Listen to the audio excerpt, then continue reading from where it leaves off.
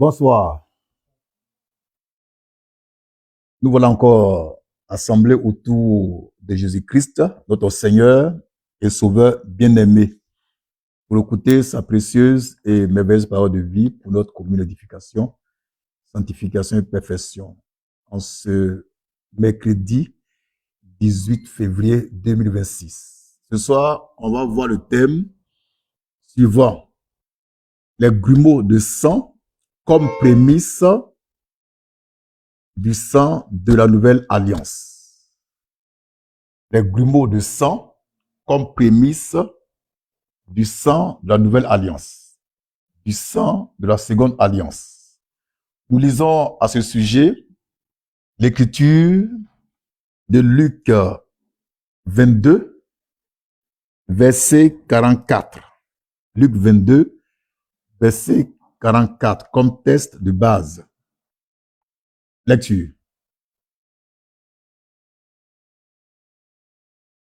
Oui. Verset 44. Oui. Étant en agonie, Étant en agonie, il priait plus instamment. Jésus priait plus instamment. Et sa sueur Et sa sueur devint comme des grumeaux de sang devint comme des grumeaux de sang qui tombaient par terre. qui tombaient par terre. Nous sommes au temps où Jésus venait de prendre la Sainte Seine avec ses disciples.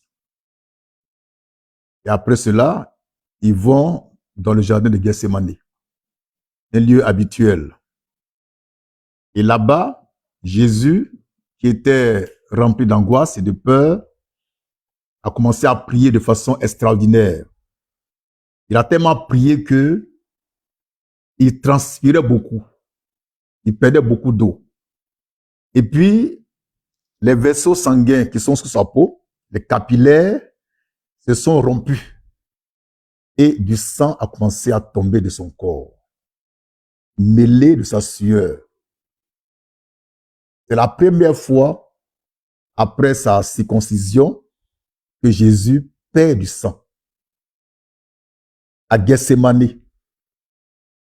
Et ce sang-là, c'est les prémices du sang de la rédemption, du sang du rachat et du sang du salut. Déjà à Gethsémani, Jésus-Christ, l'agneau de Dieu, a offert son sang, mêlé de sa sueur. Donc le mystère, c'est quoi? C'est qu'on va retourner au commencement, en Éden, pour voir un petit quelque chose. Là-bas aussi, du sang a été répandu par Dieu lui-même, après la commission du péché adamique. Mais ce sang-là provenait des animaux et non de Dieu.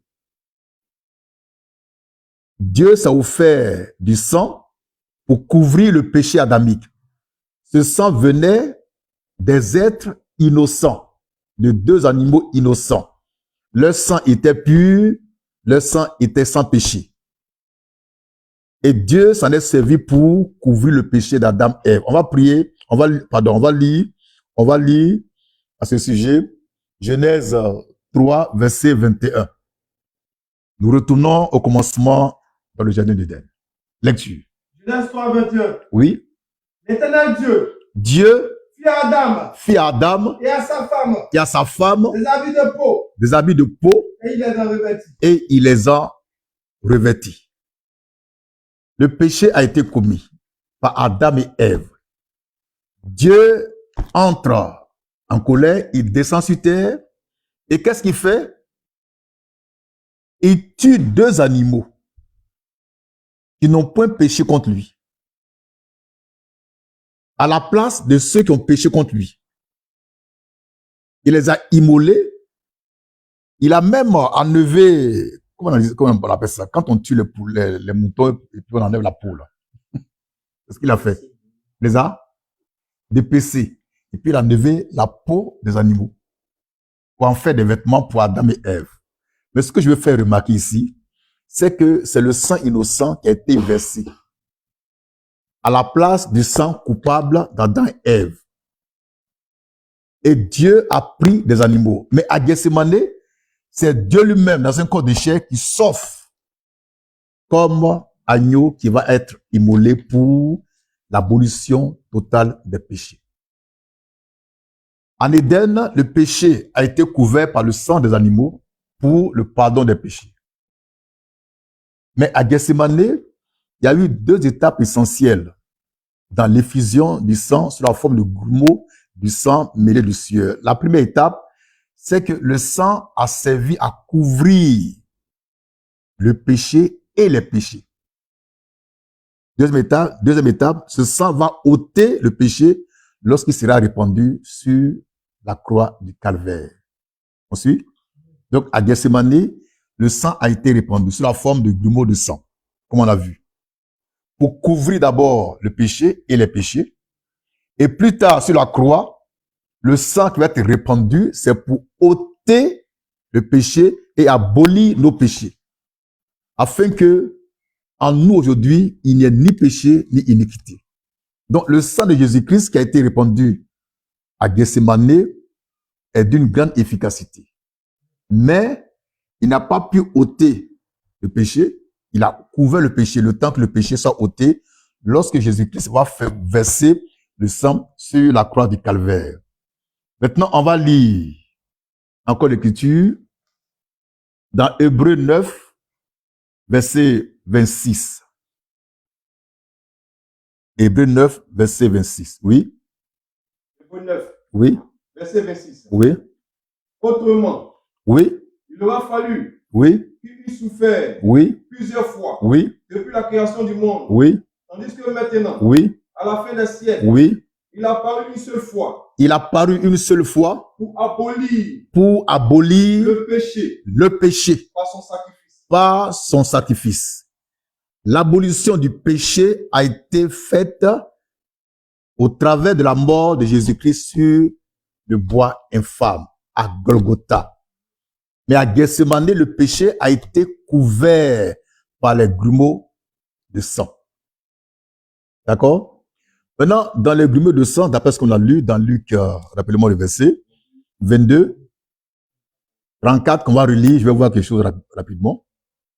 Luc 22, 44, oui.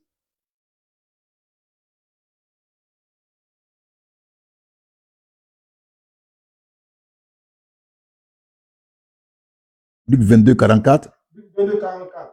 Oui. Étant en agonie, Étant en agonie, il pria plus instamment, oui. et sa sueur Et sa sueur devint comme des grumeaux de sang devint comme des grumeaux de sang qui tombaient à terre. qui tombaient à terre. Donc, Jésus transpirait abondamment. Il était déshydraté. Tellement il y avait la pression. Il y avait l'angoisse. Maintenant, sa sueur était comme des grumeaux de sang. Ça veut dire que sa sueur était mélangée avec son sang pour être répandue sur la terre. Donc, dans ces grumeaux de sang, il y avait la sueur qui représente l'eau et le sang qui est pour la rédemption qui allait avoir lieu plus tard. Et puis, il est écrit dans l'Écriture que Jésus est venu avec l'eau et le sang. Ça, c'est pour demain, Dieu voulant. Jésus est venu avec l'eau et le sang. Voilà. Mais ce soir, nous, on va se concentrer sur le mystère de Gethsemane. Jésus était en agonie. Il y avait la pression, la peur, l'angoisse. C'était tellement chaud qu'il transpirait abondamment. Il était presque sur le point de faire une crise d'AVC. C'était chaud. Quand quelqu'un va faire AVC, il transpire, il transpire, il transpire.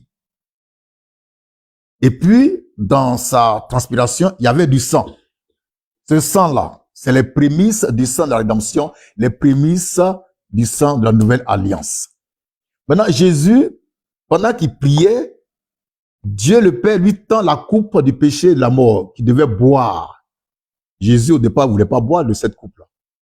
Mais il a fini par accepter et il a pris la coupe, il a bu.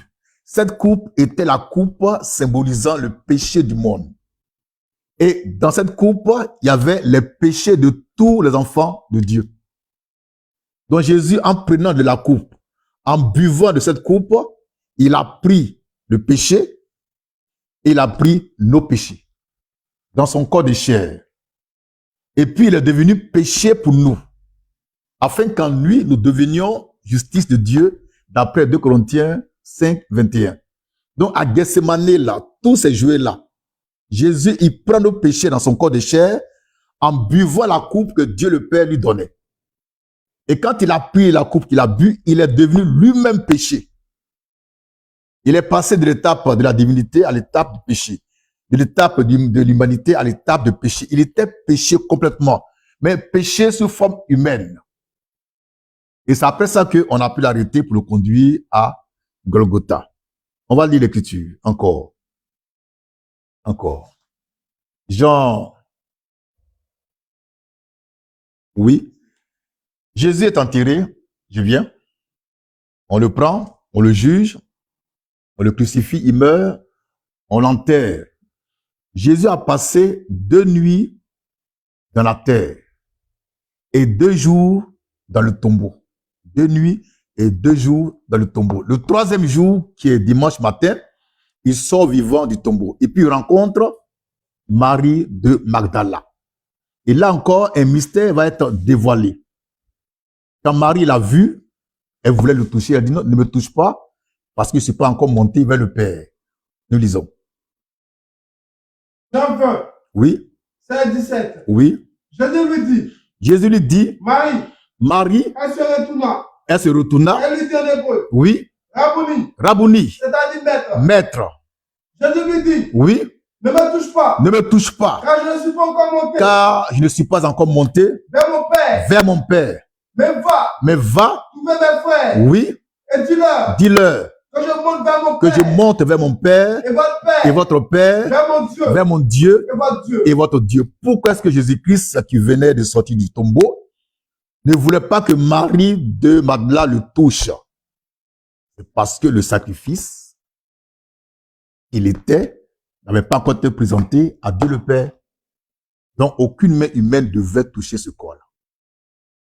Il était consacré à être présenté à Dieu. Donc, Jésus, depuis ce jardin, monte directement au ciel. Il entre dans le lieu très saint où était celui qui est assis sur le trône. Et là-bas, il se présente comme étant l'agneau immolé dans la perfection. Et Dieu le Père va accepter le sacrifice. Après ça, Jésus revient sur terre en gardant toujours les stigmates de la crucifixion. Et pendant 40 jours et 40 nuits, il était avec les disciples. Et c'est à cette période-là, pendant ces 40 jours, ces 40 nuits, ce qu'il a enseigné là, ça dépasse notre entendement. Mais bizarrement, c'est ça qu'on n'a pas écrit dans la Bible. C'est bizarre. Quelqu'un, il sort du tombeau. Il parle, on n'écrit pas. Mes frères, on a vu Jésus, d'accord. Il a enseigné en parabole. On le crucifie, on enterre, il revient. Et il prêche, on n'écrit pas. Et on dit que bon, si on écrivait tout ce que Jésus a dit, ça allait remplir, je sais pas quoi, le ciel est... Alors, c'est quoi cette histoire? C'est là où on devait écrire. C'est là où on devait écrire son message. Mais ça n'a pas été écrit. Ça veut dire que quand nous on monte dans les airs, qu'on prend une partie de cette portion-là, on dit nous on est antichrist. On doit dire ce que Jésus a dit quand il est revenu à la vie. On doit enseigner ça. C'est ça son message même. C'est pas les paraboles là. Jésus a dit quoi quand il est revenu à la vie? Pendant 40 jours, il a dit quoi? Il a fait quoi? Il a enseigné quoi? C'est ça son ministère, c'est ça même le vrai évangile.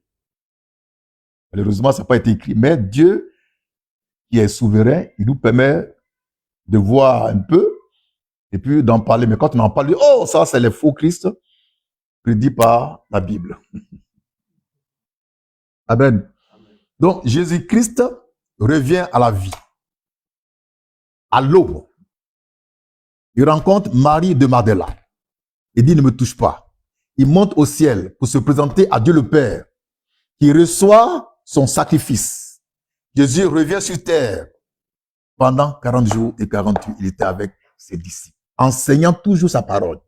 Mais d'une haute dimension. D'une haute dimension. Et après ça, il remonte au ciel pour s'asseoir à la droite de Dieu.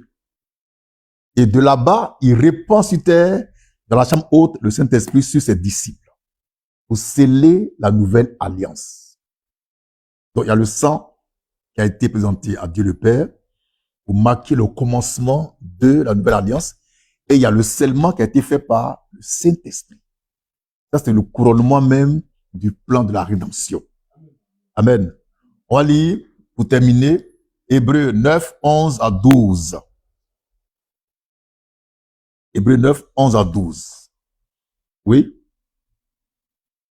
Hébreux 9, Oui? 11, 12. 11, 12. Mais Christ est venu Christ est venu. comme souverain sacrificateur Oui? des biens à venir. Oui? Il a traversé Il a traversé le tabernacle plus grand et plus parfait, et plus parfait, qui n'est pas construit de main d'homme, c'est-à-dire qui n'est pas de cette création. qui n'est pas de cette création. Lecture. Et Il est entré une fois pour toutes dans le lieu très saint, non avec le sang des boucs et des veaux, mais avec son propre sang, ayant obtenu une rédemption éternelle. Je vais réexpliquer ce mystère-là. Parce qu'il y a tellement de diables qui prêchent l'évangile et qui boivent le sang de la croix.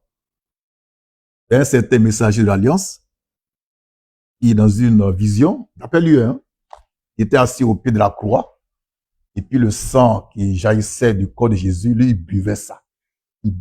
Et c'est après ça que le sang lui aurait dit, écoute, tu es le messager de l'Alliance. Et que l'Alliance, on ne sait pas encore. Mais ce que je vais dire, le sang qui est sorti de Jésus à la croix là, c'est du sang maudit. Il n'y a pas de vie dedans. C'est du sang souillé. Parce que Jésus-Christ, entre-temps, avait déjà été fait péché. Son sang aussi est devenu péché. Du sang souillé. Et puis remarquez, le sang et l'eau se sont séparés. L'eau est sortie. Après, c'est le sang qui est sorti. Quand il a été percé. Donc, il n'y a plus de force ni dans l'eau, ni dans le sang. La force du sang, c'est dans l'eau. Dans le sang de l'homme, là, il y a de l'eau. Il y a de l'oxygène. Mais le sang de Jésus s'est séparé d'avec l'eau qui était dans son corps. Ça veut dire que Jésus était mort. Donc, le sang qui sortait de son côté percé, c'est du sang maudit. Il n'y a pas de vie dedans. Or, il doit se présenter dans le lieu très saint au Père qu'il a envoyé sur terre. Alors, qu'est-ce que Dieu va faire? Quand Jésus était dans le tombeau, avant qu'il soit ressuscité, Dieu va accomplir un autre grand miracle en formant à Jésus-Christ un autre corps dans lequel il a mis un autre sang, du sang pur, qui est différent du sang versé sur la croix, qui était du sang maudit. Et avec ce sang pur-là, il est rentré dans le lieu très saint pour obtenir pour nous une rédemption éternelle. C'est de ça qu'il est question dans Hébreux 9, 11 à 12. Si Jésus devait monter dans ce lieu très saint avec le sang maudit, le sang de la croix, c'est qu'on est encore perdu. Mais il faut du sang pur pour faire le rachat. Du sang pur pour ôter le péché. C'est pourquoi en Éden, Dieu voulait du sang pur, du sang innocent. Et comme il n'y avait personne en ce temps-là, eh bien, il fait tomber sa colère sur les animaux qui n'ont rien fait et il prend leur sang pour couvrir le péché d'Adam et Ève. Donc Jésus doit monter dans le lieu très saint avec du sang pur. Or, il était devenu péché sur la croix du Calvaire. Alors Dieu va changer les choses. Il va changer son corps qui était impur en un corps pur. Son sang impur en un sang pur. Avec ça, Jésus-Christ est monté au ciel et il s'est présenté à celui qui est assis sur le trône, qui a accepté le sacrifice. Il est revenu sur terre, annonçant que, effectivement, nous sommes sans péché. Aujourd'hui, nous bénéficions de sa grâce, la manifeste, et c'est pourquoi nous disons toujours que nous sommes sans péché, que l'Esprit du Seigneur habite en nous. Que toute la gloire lui revienne en son nom tout puissant et tout suffisant. Je suis Manfresh, je vous remercie.